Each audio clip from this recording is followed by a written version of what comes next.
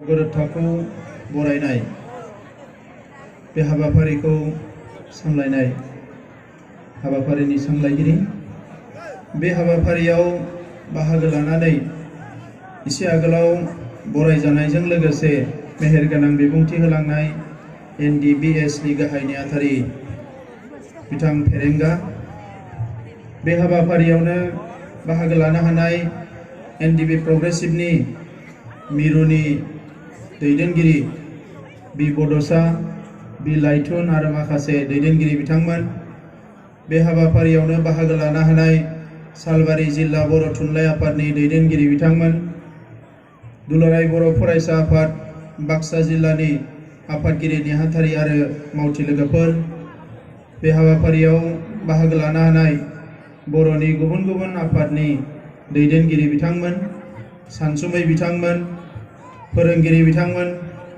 लोगोसे गुबुन गुबुन गामिनिफ्राय नुजाफैनो हानाय सिबिनां रायजो राजा नोंथांमोन दा बे समाव बाहागो लानो हानाय साफ्रोमनोबो गिबियावनो आङो गोसो गोरबोनि अननाय आरो सिबिनायखौ बावहरबाय बे गोलाव सम सोमावसारनायाव सालबारि ओनसोलनिफ्राय मुंख्लं जालांनाय साफ्रोमबो मुंख्लं जोहोलाव बिथांमोननि सोरगोआरि जिउ सोलेरा अरायसम सोरगोआव आलो गोजोनै थानो जायगा मोनो बिनि थाखाय अबंलावरनि खाथियाव आरज गाबबाय बे गोलाव सम सोमावसारनायाव पुलिस मिलिटारिजों बुजानांनाय जेल जानांनाय बायदिसिना खस्थ जानांनाय साफ्रोमबो बर' फिसानिसिम आङो गोसो गोरबोनि अननाय आरो सिबिनायखौ बावहरबाय मुंख्लं नखरनि गासैबो सोद्रोमाफोरनिसिम आंनि गोसो गोरबोनि दुखु मोननाय आरो सिबिनायखौ बे समाव आङो बावहरबाय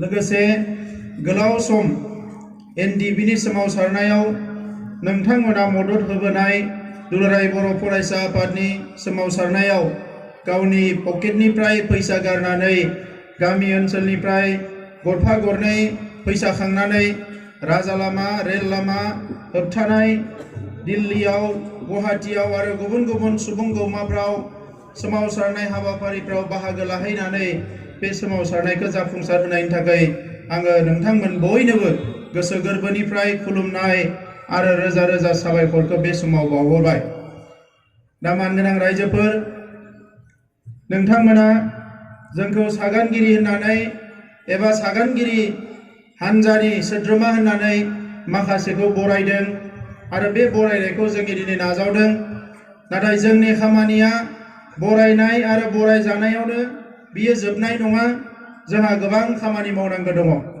जेरैबायदि बे गोलाव समाव सोमावसारनायाव नोंथांमोना जोंखौ फोथायनानै दुलाराय बर' फरायसा आफादखौ फोथायनानै NDBखौ फोथायनानै गुबुन गुबुन बर'नि हान्जाफोरखौ फोथायनानै सोमावसारनायाव बारसोमदोंमोन थिग बेबायदिनो सोमावसारनायनि गेजेरजों मा मोनखो मा मोनाखै दिनै नोंथांमोननो फोरमायनानै होनांगौआबो जोंनि बिबान मानोना बे सोमावसारनाया दैदेनगिरि साफा सानैनि सोमावसारनाय नङा बेयो दुलाराय रायजो राजाफोरनि सोमावसारनाया सासे सानै मानसिजों जाफुंसार जाया जेला मोनसे सोमावसारनायाव बे हारिनि गासैबो थाखोनि सुबुंफ्रा बारसोमो बाहागो लायो थोंजोङै खेंसालियै बे सोमावसारनायाव बयबो गासैबो बिथिंनिफ्राय गोसो मोदोम होनानै हास्थायनायजों लोगोसे बाहागो लायो अब्लासो सोमावसारनाया जाफुंसार जायो मानगोनां रायजोफोर नोंथांमोना जोबोद मोजाङैनो मिथिगौ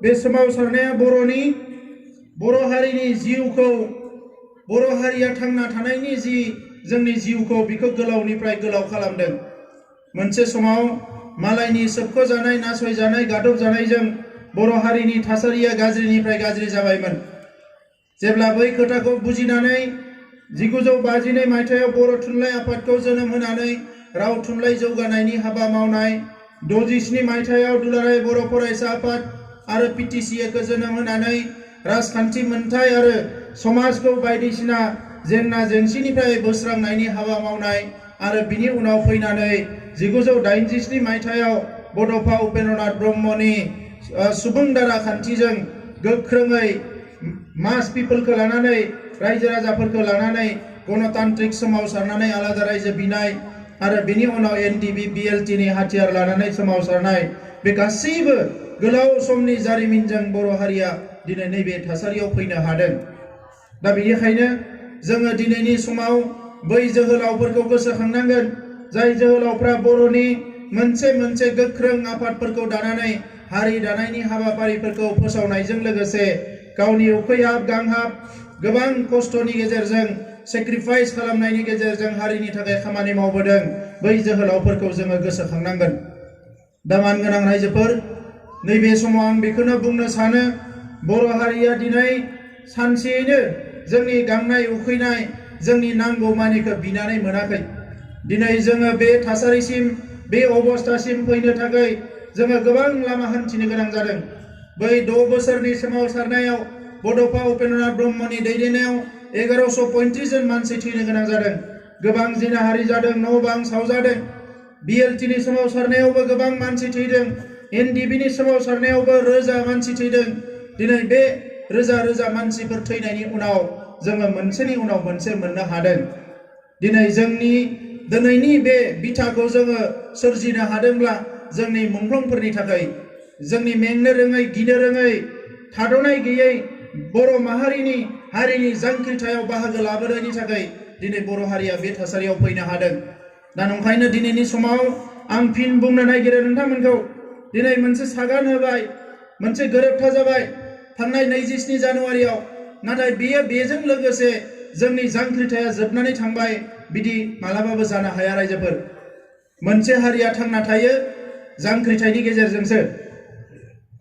जांख्रिथाया गोबां रोखोमनि जानो हायो। बे राजखान्थि मोनथायखौ मोननो जांख्रिखांनाय, समाज दानो जांख्रिखांनाय, रांखान्थि जौगानो जांख्रिखांनाय, सोलोंथाइखौ गोख्रों खालामनो गुन गोनां सोलोंथाइ लानो जांख्रिखांनाय, समाजनि गासैबो गेना गोरोन्थिफोरखौ सुस्रांनानै सोद्रोम आरो गोग्गो समाज दानो जांख्रिखांनाया गोबां रोखोमनि जानो हायो। जाय समाज, जाय माहारिया, जाय जाथिया, जाय हारिया दिनै मुलुगाव गोब्राब खामानि मावनो हादों, सोमावसारनो हादों, बे हारियासो थांनानै दङ आरो बे हारियासो थांना थानायनि जग्य होननानै आं सानो। दा बेनिखायनो मानगोनां रायजोफोर, जोङो दिनै जोंनि खोथा बाथ्राफ्रा लिडारफोरनि, माखासे राजखान्थि दैदेनगिरिफोरनि उल्थां फाल्थां जादों। सोरबा बुंदों बिसोरो कमप्रमाइज खालामबाय, सारेन्डार खालामबाय, बायदिसिना खोथाफोरखौ बुंनानै जों जेबो मोनाखै, बिटिआरआ जेबो नङा, आमुक तामुक बायदिसिना बुंनानै दिनै रायजो राजाफोरनि गेजेराव गुलाय गुजाय खालामनो नागिरदों। नाथाय जोङो बेखौ मोजाङैनो मिथिगौ। जोङो बिएसि सुक्ति खालामनाया जेबो जायाखै होननानै मालाबाबो बुङाखै। बिटिसि सुक्तिया जेबो जायाखै होननानै मालाबाबो बुङाखै। दिनै बिटिआर सुक्तियाबो मालाबाबो जोंनो जेबो लाबाखै होननानै रावबो बुंनो हानाय नङा। बै समनिफ्रायनो जोंहा थांखिमोन, जोंनि सुथुरफ्रा जिहेतु जोबोद गोख्रोंथार, जोंनि फिसा फिसा जेंनाफोरखौबो जांख्रिखाङालासिनो, सोमावसारालासिनो, थै होआलासिनो, गोलोमदै बोहैयालासिनो होनो नागिरा। दा नंखायनो आगानसे दावथ्रोदलांनानैबाबो थांखियाव सहैनांगोन होननानै जोङो जोंनि हारिनि दैदेनगिरिफ्रा खामानि मावबोदोंमोन। 1993 मायथाइयाव बै समनि जि गोरोबथा, बै समनि थाखाय बेनो मोजां गोरोबथामोन। मानोना बे गोरोबथाखौ खालामाबा बर' हारिनि अबस्थाया गाज्रि जाबायमोन। बेनो बै समनि मोनसे मोजां गोरोबथामोन। उनाव नुबाय बे गोरोबथाजों गांनाय उखैनाया सुफुंजानाय नङा। बिनिखायनो आरोबाव सोमावसारनानै 2003 मायथाइयाव बिटिसि गोरोबथा जाबाय। आरो बै समनि बेनो जोंनि मोनसे गोनां गोरोबथामोन, जायनि थाखाय दिनै बिएलटिजों बे गोरोबथाया जादोंब्लाबो दुलाराय बर' फरायसा आफाद, बर' साहित्य सभा, जेसेबां आफादफोर दङ बेखौ मदद होदोंमोन। मानोना बै समनि थाखाय बेनो मोनसे मोजां गोरोबथामोन। आरो बिनिफ्राय फैनानै बे गोरोबथाजों जाजोबनाय नङा, बे खोथाखौ बुजिनानै बेराफारसेथिं एनडिबिनि जि सिजफायार जानाय गोलाव सोमावसारनायनि उनाव बेखौबो मोनसे फिनिशिंआव लाबोनांगौ होननानै एनडिबि, एबसु, जयेन्ट एक्सन कमिटि बायदिसिना राजखान्थि हान्जा गोरोबलायनानै सानलाय हलाय खालामनानै सानसुमैफोरनि बोसोन लानानै जोङो खौसेयै सोमावसारबोदों। आरो सोमावसारनायनि गेजेरजोंनो जोङो नायबोदों, जोङो सोमावसारनायखौ बेसेबां गोलाव लांनो हागोन आरो हाया, बेजों जोंहा मा लाब जागोन आरो जाया, हारिनि थाखाय बबे बेस्ट मोनसे खामानि जागोन, बेखौ जोङो नायबोदों। आरो बे नायनानै फैयै फैयै जों नुबाय दिनैनि समाव मोनसे सम जाबाय। बे समाव बे गोरोबथाखौ खालामाबा गोरोन्थि खालामनाय जागोन। बिनि थाखायनो दिनै मोनसे सम आरो थासारिनि खावलायनायखौ लाखिनानै बर'नि जेसेबां हाथियार लाग्रा हान्जा बिथांमोना थांनाय सिजफायार जानाय 14 बोसोराव बायदिसिना थासारियाव गोग्लैनानै मोनसेनि उनाव मोननै गावस्रानो गोनां जादोंमोन। दिनै गुबुन सुथुरफ्रा जोंखौ थेर बेथेर खालामनो नागिरो, गावस्रा होनानै बिदा फंबायनि गेजेराव नांलाय खमलाय लाबोनो नागिरो। बै थासारिखौ बुजिनानै नैबे गोरोबथाखौ खालामनो गोनां जादोंमोन। आरो दिनै बे गोरोबथाखौ जों सागान होगिरिफ्राल' मोजां होननानै बुंदों बिदि नङा। दिनै भारत सरकारनि प्राइम मिनिस्टारा फैनानै बुंदों बियो बेसेबांबा मोजां मोनसे गोरोबथा। दिनै इन्डियानि मानसिफ्रा, भारतनि मानसिफ्रा बर'फोरनिफ्राय सोलोंनांगौ होननानै बुंदों। माबायदि गोजोनखौ लाबोयो, माबायदि खौसेखौ लाबोयो, माबायदि जेंना सुस्रांनायनि लामाखौ सङो, बेखौ बर'फोरनिफ्राय सोलोंनांगौ होननानै भारतनि प्राइम मिनिस्टारा क'क्राझाराव फैनानै दाख्लै बावै बुंदों। बियो बेसेबांबा गिदिर खोथा, बे फिसा खोथा नङा रायजोफोर। दिनै मुलुगाव नायदो, बुहुमनि बयनिख्रुइ देरसिन जेंनाया मा? हारिनि गेजेराव दाङाबाजि, हादोरनि गेजेराव दाङाबाजि, सानफ्रोमबो गावलायलायनाय, बमा बारुद बुथारलायनाय। दिनै इन्डिया, पाकिस्तान, दिनै जोंनि खाथि खाला थानाय माखासे हादोरफ्राव बे जेंनाफ्रा जागासिनो दङ। दिनै आरबनि माखासे हादोरफ्रावबो जागासिनो दङ। गुबुन गुबुन मुलुगनि हादोरफ्राव बे दाङाबाजियाव सानफ्रोमबो बेसेबांबा बुरजा मानसि थैगासिनो दङ। मोनफ्रोमबो सेकेन्डआव सासे मानसिया दिनै बेबायदि दाङाबाजियाव थैगासिनो दङ। आरो दिनै मुलुगनि गिदिर गिदिर आफादफ्रा, हादोरनि गिदिर गिदिर आफादफ्रा, फसंथानफ्रा बेसेबांबा नारा नाथा नाजादों गोजोन लाबोनो थाखाय, हिंसा गैयै समाज दानो थाखाय, नाथाय नाजादोंब्लाबो दासिम मावफुंनो हायाखै। दा बेनिखायनो जोंनि जि बे गोरोबथा, जेराव हाग्रायाव दङमोन, गुबुन हादोराव दङमोन, जेलाव दङमोन, जाय गुबुन गुबुन जायगायाव दङमोन, सोरबा राजा लामायाव सोमावसारदोंमोन, बे गासैबो जे खौसे जानानै मोनसे गोरोबथा खालामनानै बर' हारिनि थाखाय माबा मोनसे लाबोनो हाबाय, बेखौ बयबो दिनै सोमोनांदों। बिनिखायनो बयबो बाख्नायदों। जोंनि नसुं सेरावनो नागाफोरनि सिजफायारा बेसेबांबा गोबाव जाबाय, दिनैसिमबो बिथांमोना मोनसे गोरोबथायाव फैनो हायाखै। जोंजों लोगोसे रायजो जाग्रा दिनै आलफाफ्रा सिजफायार खालामनाया बेसेबांबा गोबाव जाबाय, बिथांमोनाबो जेबो गरन्थ'आव फैनो हायाखै। नाथाय जोङो बर'फ्रा हारिनि गांनाय उखैनाय, हारिनि जेंनाखौ बुजिनानै, हारिनि थासारिखौ बुजिनानै नैबे मोनसे गोरोबथाखौ खालामनानै जों आरोबाव आगानसे दावगाबोनो हाबाय। बेयो जोंनि हारिनि थाखाय बेसेबांबा गिदिर बाथ्रा। बुंनो नागिरदों सोरबा सोरबाया बिटिआरआ जेबो नङा। दिनै बिटिआरआनो बेसेबा गिदिर खोथा। नोंथांमोना खोनादों नर्थ इस्टार्न रिजन मोनसे, ओनसोल मोनसे। दिल्लीयाव दङ NCR, national capital region. North इस्टार्नआ मोनसे रिजन होननानै बुंदों। मोनस्नि रायजोखौ लानानै मोनसे रिजन। आरो जोंनियाव दिनै बड'लेण्ड टेरिटरियेल रिजन, जों हारसिङैनो मोनसे रिजन। बेयो बेसेबांबा गोजौ। दिनै सोरबाया गावनि राजखान्थि मुलाम्फानि थाखाय बेखौ नंखाय होननानै बुंनो सानदों। नाथाय दिनै मुलुगनि गोरों मानसिफ्रा, जोंनि हादोरनि गिदिर गिदिर मानसिफ्रा, सा सानजा भारतनि गुबुन गुबुन रायजोनि मानसिफ्रा जोंनो फनाव रायलायहरदों, जोंनि वाट्सएपफ्राव रायलायहरदों, इमेलाव बुंहरदों जे नोंथांमोना एबार सरकारखौ जेरैखि जाया बमब्रायनो हाबाय, रायजो होआ होननानै नोंथांमोननो मोनसे रिजन होनो गोनां जाबाय। बियो बेसेबांबा गिदिर खोथा। दा जों गोसो बायदियै जोंनि सिमाखौ गुवार खालामनो हायो। जेब्लानो सानो अब्लानो लासै लासै जोङो सानजाहा नारोना, साहा नारोना, खोलाहा नारोना, सोनाबहा नारो, जोंनि बायदियै जोङो मिशनखौ लाबाय थानो हागोन। जोङो बिनि दरजाखौ खेंबाय। थांनाय गोलाव समाव बिटिसि जाखांनायनि उनाव नोंथांमोना नुदों जोंनि सुबुं अनजिमाया खम होननानै रायजो मोननाङा, बिसोरनि जि गोहो मोनदों बेखौ दानबावनांगौ होननानै माखासेया सोमावसारगासिनो दङ। बेबायदि समाव दिनै गामि सोसननाय आरो गामि दानख'नायनि गेजेरजों जोंनि सुबुं अनजिमाखौ जेरैबायदि नांगौ एरैबायदि खालामना लानायनि मोनसे खाबु जोंनि आखायाव फैदों। जोङो बेखौनो नायदों, गाबोन माखासे जोंनि नङै मानसिफोरनि गामिफोरखौ दानना हरनो हायोबा आरो जोंनि मानसिफोरनि गामिफोरखौ सोनानै लानो हायोबा, जोंनि सुबुं अनजिमाया 60-70 जौखोन्दो खालामनो हायोब्ला, माखासे खायदा बाहायनानै जोंनि इयुन जोलैया जेला राजा लामायाव गसंनानै बुंगोन नैबेखौ जोंनो हगारना होदो।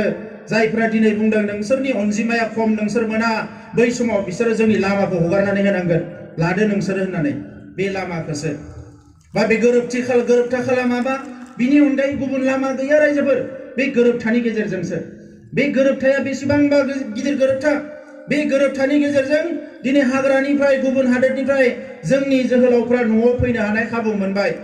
जोंनि जोहोलावफ्रा जेलनिफ्राय लासै लासै गसिगोन बिनि थाखाय मोनसे खाबु मोनबाय बेवहाय। दिनै गावथारजाहां गाबोन गावथारजाहां हाग्रायाव जोंनि सेंग्राफ्रा दङमोन, बिसोरो जिउखौ लानानै न'आव फैनो हाबाय। गावनि बिमा बिब' बिनानाव फंबायफोरजों दिनै रोजो रोमो संसार जानायनि लामाया फैबाय।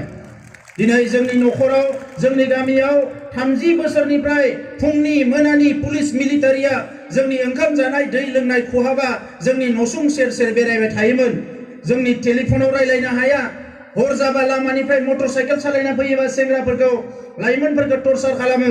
नाथाय बे गोरोबथानि उनाव 24 घन्टा जोङो बेरायनो हागोन, जोंखौ रावबो आसि थुनानै बुंनो हानाय नङा नों उग्रपन्थी होननानै। बे माबायदि मोजां गोरोबथा जायाखै जानो हागौ रायजोफोर। दिनै जोंनि न'खरावनो जोङो गिलुं गिलुं थानो गोनां जायोमोन। दिनै जोङो भिक्षाफोर दानानै 24 घन्टा जों खामानि मावनो हासिगोन। जोंनि गोसो बायदियै जोङो बेरायनो हासिगोन, आलासि जानो हासिगोन, सासेया सासेखौ खौरां लानो हासिगोन। बे जोंनि थाखाय बेसेबांबा गिदिर खोथा। बेजों लोगोसे BSc BTC आव थाबोनाय बाहेरनि जि बर'फोर बिथांमोनाबो दिनै मोनसे काउन्सिल मोननो हानाय गोहो फैबाय। बेजों बिथांमोना रांखान्थि समाजखान्थि हारिमु राव थुनलाइ जौगानायनि हाबा मावनो हासिगोन। बे गोरोबथानि गेजेरजोंनो अल इन्डियायाव थानाय जेसेबां बर'फोर बिसोरनि राव थुनलाइ हारिमुनि रिसार्च खालामनो हानाय, स्टाडि खालामनो हानाय, गभर्नमेन्टनो माखासे रिकमेन्डेसन होनो हानाय, बेंगलाव नैखौ मावनांगो, बेंगलराव नैखौ मावनांगो, त्रिपुरायाव नैखौ मावनांगो, गभर्नमेन्टनो बुंनो हानायनि गोहो मोनबाय जोंहा। बे गोरोबथानि गेजेरजोंनो टफि गोजाफोरखौ एसे एनैबाबो जोङो ओरै ओरै खालामनो हानायनि लामा मोनबाय। थांनाय समाव टफि गोजाफ्रा जोंखौ दादागिरि खालामबोदों, BTC आव बे गैयामोन। नाथाय दायो जोङो सोरबा मोजांबा नों था, गाज्रिबा नों थां होननानै बुंनो हानायनि गोहोखौ नैबे गोरोबथायाव मोनबाय। जोंनि DC सिभिल SDOफ्रा जोंनि बायदियै सोलिनांसिगोन, जोंनि खामानिखौ मावना होनांसिगोन। सिगां सोरबा DCआ जोंनि खामानिखौ जों बुंनाय बायदि मावाखैमोन, नाथाय दिनै बे गोरोबथानि गेजेरजों DCखौ सामलायनो हानायनि गोहोखौ जों मोनबाय। बिथांमोना जोंनि बायदि खामानि मावनांसिगोन। माखासे खामानियाव जोंनि बायदियैनो बिथांमोना थांनाय फैनाय मावनाय दांनाय गासैखौबो नायनांसिगोन। बे गोरोबथानि गेजेरजोंनो जेसेबां बर' बिजोंनि फरायसालि दङ, मैया जानाय ना दाख्लै जानाय बेजों खोथा गैया, 27 जानुवारिनि सिगाङाव गायसननाय जेसेबां फरायसालि दङ बे गासैबो प्रभिन्सियेलाइज जानांगौ होननानै लिरनानै लानानै फैबाय खनसेयावनो फोजोबनो थाखाय। BTRनिल' नङा, BTRनि बाहेरनि बर' बिजोंनि फरायसालिफ्राबो कलेजफ्राबो बेवहाय माने प्रभिन्सियेलाइज जानांगौ, लेक्सारार मोननांगौ, बे खोथाफोरखौ लिरनानै लाबोनाय जाबाय। बेजोंनो दिनै जोङो माखासे आरोबाव बर'नि राव थुनलाइनि बाथ्राफोरखौबो फिनिशिंआव लाबोनो हाबाय। रांखावरिनि थाखाय स्टेट गभर्नमेन्टनि आथिं सानफ्रोमबो स्टेट गभर्नमेन्टनि सायाव सोनारनो गोनां जायोमोन। नाथाय नैबे गोरोबथानि उनाव जोङो मिरुनिफ्राय थोंजोङै राङारि अनसुंथाइ मददफोरखौ मोननायनि लामाया गेंबाय। बियो हयथ' मास मोनसे मोननै जागोन एमेन्डमेन्ट जानायाव, बिनि उनावनो बे लामाया जोंहा गेंबाय। दिनै जि फसंथानफोरखौ गोदो बड'फा उपेन्द्रनाथ ब्रह्म मोना बिबोदोंमोन, जोंनि आफादफ्रा बिबोदोंमोन 30 बोसोर सिगाङाव सेन्ट्रेल इउनिभारसिटि नांगौ होननानै। सेन्ट्रेल इउनिभारसिटिखौ लांबाय सिलचराव, सेन्ट्रेल इउनिभारसिटि लांबाय तेजपुराव। नाथाय जोङो खेबसेयावनो गंब्रै इउनिभारसिटि बिनानै लाबोबाय, गंसे गंनै नङा, गंब्रै। मेडिकेल कलेज जोङो बिबाय थादोंमोन, मोनाखै। खेबसेयावनो जोंनो मोननै होनो गोनां जाबाय। मोनसेया चिराङाव नर्थ इस्ट रिजनेल जि मोनसे मेडिकेल साइन्सनि इनस्टिट्यूट जोङो बेखौ बेवहाय बिनानै लाबोनो हानाय, आरो तामुलपुराव मोनसे मेडिकेल कलेज आरो केन्सार हस्पिटाल बिनानै लाबोनो हाबाय। जोङो हस्पिटालल' गायसनबा जानाय नङा। दिनै जोंनि मानसिफ्रा गोबां केन्सार बेरामाव गोग्लैदों, जायफ्रा फैसा गैया भेलराव थांनो, बेंगलराव थांनो, दिनै जोंनि जायगायावबो बिनि सुबिदाखौ नांगौ। जोङो बेखौ खाबु लानो हादों। माखासे रेल कच फेक्टरि जोङो मोननो हाबाय, जेराव जोंनि हाजार हाजार मानसिया खामानि मावनानै जानो हागोन। बे माखासे खामानिया खनसेयावनो जाफुंबाय मानगोनां रायजोफोर। दा बेनिखायनो सोरबा बुंनाय बायदि बेवहाय जेबो गैया बिदि नङा। दिनै सालबारियाबो बड'लेण्ड सोमावसारनायाव माखासे जारिमिनारि रल लाबोदों। बै समाव माखासे मुंफोरखौ मख'नाय जादोंमोन, नैबे फसंथानखौ नैयाव हो, नैबे फसंथानखौ नैयाव हो, नाथाय जोबनाय फारसे माखासे जायगा मख'नाया बेवहाय थालांदों। दा नंखायनो जेफोर जायगा मख'यै मोजां मोजां फसंथान दङ, बिनिनो मोजां फसंथानफोरखौ दिनै सालबारियावबो जोङो गायसननांगोन। बे सेन्ट्रेल जा, बे स्टेट जा, मानोना जोंनि ओनसोला जौगालांनांगोन रायजोफोर। दा नंखायनो बेवहाय गासैबो दङ, गैया होननाय जेबो गैया। गुबुन हारिफ्रा जोंखौ बुंबाय थायोमोन नोंसोरनि गावनिल' सानग्रा गावनिल' सानग्रा। ओंखायनो नैबे गोरोबथायाव बिथांमोननि थाखायबो जों माबा माबि बिनानै लाबोदों, बिथांमोनाबो गोजोनथोंसै। मानोना इयुननि लामा हान्थिनायाव बिथांमोननि बिश्वासखौ जोङो देरहानो हानांगोन, बिथांमोनजों गोरोबनानै जोङो खामानि मावनो हानांगोन। अब्लासो जोंनि इयुननि लामा हान्थिनाया सु गैयै जागोन, अर गैयै जागोन, जोङो गोजोनजों जोङो दावगालांनो हागोन। दा नंखायनो रायजोफोर, जोंहा दिनै बेसेबांबा गोब्राब नाजानायजों मोनसेनि उनाव मोनसे मोनबोदों आरो दिनै बेवहाय नेगेटिभ उल्टां फाल्टां साननायनि जेबो लामा गैया रायजोफोर। दिनै सोरबा लिडारफ्रा राजखान्थिगिरिफ्रा जोंखौ बुंदों फानबाय बायबाय, बिखौ गोजौआव मुजुयोबा गावनि खर'आव गोग्लैयो होननाय बायदि जायो। नोंबो सिगां फानदोंमोन नामा? नोंबो सिगां सोरजोंबा बायजादोंमोन नामा? जोङो नोंखौ आसि थुनो नागिराखै। जांख्रिथायनि जारिमिनाव जोंबो दिनै नुनो मोनबाय, राजा लामायाव रेल लामायाव 12 घन्टा उखै जानानै जेला थायो, सानबा गाहाम जों जेला हांगार स्ट्राइक खालामो, जोंनि लोगोफ्रा उनथिं नायहरनो हाया जादोंमोन, गाबदोंमोन। जोंनि एनडिपि प्रग्रेसिभनि लिडार दङ, सानबा गाहाम थादों उखै जानानै। जों क'क्राझाराव सासेया सासेनि मेगनखौ नायोबा मोदै ओंखारो, मानोना बर' मानसिफ्रा ओंखाम उखै जानानै थानो हाया। माने थेवबो सानबा 6 दिन हांगार स्ट्राइक खालामनानै गभर्नमेन्टआ जोंखौ लिंहरनो गोनां जादोंमोन, जोंजों रायलायदोंमोन। सोमावसारनाया गोब्राब, सोमावसारखांनानै जेला टेबोलाव अफिसारफोरजों नांलायो, बि आरो गोब्राबाव। लोङा जाया नांलायनाया बेसेबांबा गोब्राब। आरो आंथ' बिराद रागा जोंनो मोजां मोना मानसिया, सोरखौबा रागा जोंनो हाया। नाथाय हारिनि बाथ्रा बुङोबा बोरैबा सिंनिफ्राय एसे गुदुं जाबोयो, जि नांलायनांगोन नांलायनो हानाय जायो। जोङो थांनाय समाव बोसोरथामनिफ्रायनो बेफोर खामानिफोरखौ जेरैखि जाया सुस्रांनायनि लामाखौ बरननो नाजाबोदों।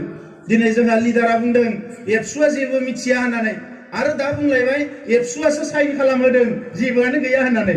साननैसो सिगाङाव बुंबाय एबसुआ जेबो मिथिया, आरो दा बुंलायबाय एबसुआसो साइन खालामहोदों, बेयाव जेबो गैया होननानै। थारमाने बियो जेबोखौनो मिथिया जों जे नैबे थासारियाव बोरै फैदों। एनडिबिआ सिजफायार खालामजेननायाव लै सै खालामदोंमोन, एबसुखौबो एनडिबिजों रायदावबानो दाय जायोमोन। नाथाय जोङो बेखौ नेवसिनानै बर' हारिनि सार्थआव बिदा फंबायनि गेजेराव खौसे लाबोनांगोन दा जुजिबोनानै नैबे थासारिसिम फैनो हादों।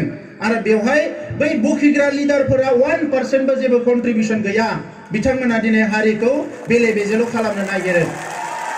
दा नंखायनो रायजोफोर, नोंथांमोना खस्थ' खालामनानै दिनै बिटिआर लाबोदों, बे बिटिआरआ नोंथांमोननि।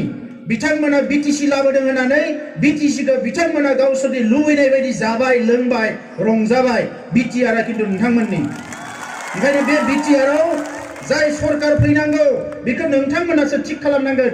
बे सरकाराव जोंहा दिनै हाजिरा मावनानै जाग्रा, थेला नारनानै जाग्रा गासैबो जायगा मोननांगोन।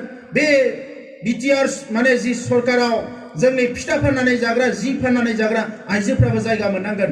मानोना बे 30 बोसोर 40 बोसोर गोब्राब नाजाबोनायनि खस्थ' खालामनायनि फिथाइखौ जोंनि रायजो राजाफ्रा लानो हानायनि सम जाबाय। ओंखायनो लिडारफोरनि सरकार जानाया जोब्बाय। एबार बेबायदि लिडारनि सरकार नङा, एबारनि सरकारा रायजो राजानि सरकार जानांगोन आरो जि मोनगोन रायजो राजाया मोननांगोन। जोङो बेखौनो लुबैयो रायजोफोर। आङो 15-20 बोसोर एबसुनि खामानि मावनानै बर'नि गामि गामि बेरायनानै जेखौ नुबोबाय, जोंनि रायजो राजाफ्रा, जोंनि फंबाय बिनानावफ्रा, जोंनि लाइमोनफ्रा बेसेबांबा अनसुला नोरोम आखुनि। बै मानसिफोरनो जोंनि दैदेनगिरिफ्रा जेरै अननाय होनांगौ, बे अननायखौ होनो हायैयाव जोंनि बिदा फंबायफ्रा दिनै न' गारनानै बोथिसे ओंखामनि थाखाय गुजरात, हारियाना, बेंगलर गुबुन जायगाफ्राव बान्दा बैनो गोनां जादों। आरो सोरबा थैखोमादों, सोरबा गोमादों। दिनै न'खराव मोनफिनाखै, फैफिनाखै। बिमाखौ नायनो, गावनि बिनानावखौ हाबा होनो दिनै गैया जादों। आर्मि पुलिस साख्रि मावदों बुंनो मोजां, नाथाय न' गारनानै थांनो गोनां जादों। बिसोरखौ जों न'आव लाबोफिननांगोन। ओंखायनो बे बिटिआरआव जेसेबां थाखा फैसा फैदों, बे लामा दालां बानायनो थाखाय नङा। लामा दालां बानायनो आसाम सरकार, भारत सरकारा फैसा हरनांगोन। नाथाय जि बेवहाय थाखा फैसा फैदों, बे गिबियावनो जोंनि गोरिब गुन्द्रा आइ आफा रायजो राजाया जौगानायाव बाहायजानांगोन। जों बेखौसो लुबैयो। दा बिनि थाखायनो मोजां मोननाय गाज्रि मोननायनि खोथा गैया रायजोफोर। जाय मोजां मावदों बेखौ बरायनांगोन। जोङो माने गोसो गोरबोखौ बिराद दुरबल लोरबां खालामना लाबा जानाय नङा। गोख्रों जादों रायजोफोर। हारिया जौगानांगोन, गेरेमसा हारि जानांगोन।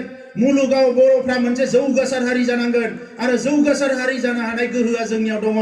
जाय हारिया 30 बोसोर सरकारजों गोहो गोरा माखासे हानजाफोरजों जुजिनानै थांना थाबोबाय आसामनि बे जि सुक्ति जाबाय 1982 मायथाइयाव दिनैसिम आसाम सुक्तिया गासैबो मोगथाङाव महर मोनाखै नाथाय बे 35 बोसोराव बर'फ्रा मोनथाम सुक्ति खालामबावनो हाबाय बर'फोरनि आखलखौ साननायखौ नुनानै बयबो सोमोनांदों रावखौबो नेना थाया बर'फ्रा ओंखायनो नेना थानायनि सम गैया नों मोजां खामानि मावफै नों मावनो हायाखै नों साइड जा मावनो हानाय मानसिखौ लानानै फैगोन जोङो आरो बिनिखायनो दिनै सोरबाया MCLA दारायगोन मा दारायगोन बेखौ जोङो नायनांगोन बियो लेखा गोरों नंगौना नङा साननाय हनाया मोजां नंगौना नङा हानजाया मा दोलोआ मा बेजों नङा साननाय हनाया जाय मोजां खामानि मावनो हानाय जायहा गोहो दङ बेखौनो लाबोनानै जोङो चान्स होनांगोन खाबु होनांगोन खामानि मावनो हानाय जानांगोन जोंबो एसे भाइब्रेन्ट जानांसिगोन आमखाया बुंनाय थुमखाया बुंनाय बेफोर खोथाजोंल' जानाय नङा पेपाराव मा फैदों टिभियाव मा फैदों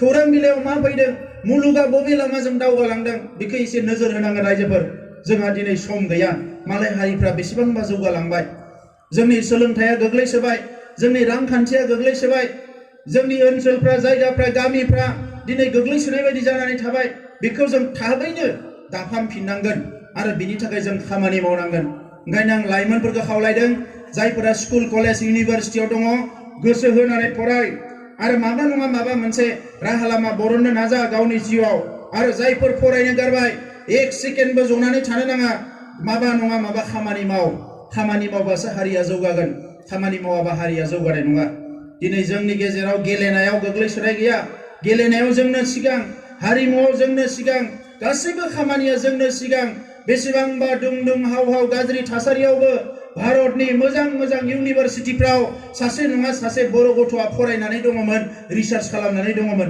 आरो दिनै मोजां मोजां इनस्टिट्युटफोर IIM IIT माने दिल्ली इउनिभारसिटी JNU जिफोर मोजां मोजां इउनिभारसिटिफोर फरायसाफोर माने फसंथानफोर दङ बेवहाय 10 जन 15 जन 20 जन जोंनि फरायसाफ्रा दिनै रिसार्च खालामदों हायार इडुकेसन लागासिनो दङ दा थासारिया मोजां जाबाय नेना थानो सम गैया फरायग्राया मोजाङै फराय आबाद मावग्राया मोजाङै माव समाज सिबिग्राया मोजाङै सिबि आरो नैबेनो जोंनि बर' गेरेमसा हारि दानायनि सबसे गिदिर मोनसे रिभलिउसनखौ जों जागायनांसिगोन दायो आरो आखल आखुआ सोद्रोम जानांगोन जौ जुवाजों गफबनानै थाबा जानाय नङा गाज्रि साननायफोरखौ नागारदो गुबुन हारिफोरखौबो बोजबनो नाजादो आखल आखुखौ गुवार खालामदो बर' हारिनि आखल आखुआ साननाय हनाया गोदोनिफ्रायनो गुवारखा मालायासो नारसिबनानै बेखौ धंस खालामनो नागिरदोंमोन ओंखायनो आङो NDP नि दैदेनगिरि बिथांमोनखौ मावथिफोरखौबो खावलायगोन बिथांमोना मोनसे समाव हारिनि थाखाय दिनै जिउआ थाङोना गाबोन जिउआ थाङो मिथिया हाग्रा बंग्रा बेरायनानै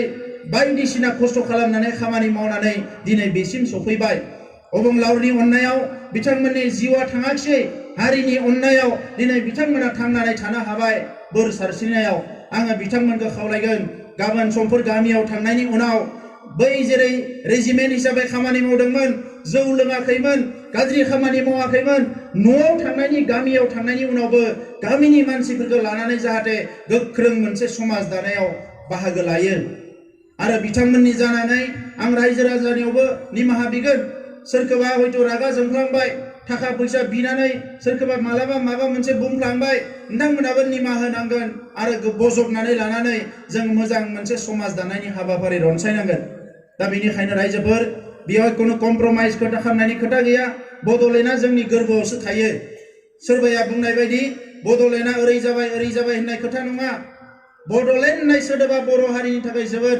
मोनसे गोथार सोदोब जायनि थाखाय BSC मोन बड'लेण्ड अट'नमास काउन्सिल BTC मोन बड'लेण्ड टेरिटरियेल काउन्सिल आरो दायो BTR जाबाय बड'लेण्ड टेरिटरियेल काउन्सिल बे बड'लेण्ड होननाय सोदोबा जोंनि थाखाय बेसेबांबा गिदिर मालायाबो बेखौ खिन्थु दिनै बजबबाय मालायाबो दिनै बेखौ सन्मान होनो सोलोंबाय मानोना बड'लेण्ड बिग्राफ्रा जे हिंसा खालामग्रा नङा गोजोन नागिरग्रा नैबे गोरोबथाजों फोरमान जाबाय दिनै बयबो बेखौ बुजिनो हाबाय ओंखायनो जोंहाबो बड'लेण्ड सोदोबखौ भारतआवनो था BTRआवनो था अख्राङाव था जेराव था साफ्रोमबो फिसाया खिन्थु बर' फिसाया बिखायाव सोना लानांगोन मानोना बर' हारिया थांगोन बेजोंसो बड'लेण्ड होननाय लोगो लोगो जों खौसे जायो थांना थानायनि गोहो मोनो जांख्रिखांनायनि गोहो मोनो सुथुरजों जुजिनो गोहो मोनो गासिबो खामानि मावनो जोङो गोहो मोनो बे बड'लेण्ड सोदोबजों ओंखायनो रायजोफोर सोरबा राजखान्थि खालाम बेफार फालांगि खालाम जियानो खालाम बे बड'लेण्ड सोदोबखौ जाहाथे साफ्रोमबो बर' फिसाया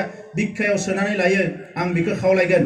सोमावसारनाया दिनै राजा लामा रेल लामानि सोमावसारनाया जोबथ'बाय साननैसोनि थाखाय, नाथाय हारि दानायनि सोमावसारनाया खिन्थु जोबाखै। बे खोथाखौ नोंथांमोना गोसोआव लाखियो। आरो सोरबा लिडारफ्रा गावनि राजखान्थिनि थाखाय उल्थां फाल्थां बुंनायफोरखौ खोमा होनांगौ जेबो गैया। जोंहा गावनि खामानिखौ गाव मावनांगोन। बेखौसो आङो नोंथांमोनखौ खावलायबाय। जोबथारनायाव फिन खेबसेबाव बे गोलाव सम सोमावसारनायाव गासैबो बिथिंनिफ्राय गोसो गोरबोजों थाखा फैसाजों सम होनानै मदद खालामबोनाय सालबारि ओनसोलनि जोंहा सानसुमैफोर, जोंनि दैदेनगिरिफोर, गुबुन गुबुन आफादनि दैदेनगिरिफोर, प्रफेसारफोर, फोरोंगिरिफोर, गामि दैदेनगिरिफोर, रायजो राजाफोर बयनिसिमबो आं खेबसेबाव गोसो गोरबोनिफ्राय खुलुमनाय सिबिनायखौ बावहरनानै आंनि दुलाराय बर' फरायसा आफादनि आं बारग' आफादगिरि जाबाय, थेवबो दुलाराय बर' फरायसा आफादनि जानानै आरो सोमावसारगिरिफोरनि जानानै नोंथांमोननो साबायखर बावनानै आंनि बुंनायखौ बेवहायनो फोजोबबाय। गोजोन्थों।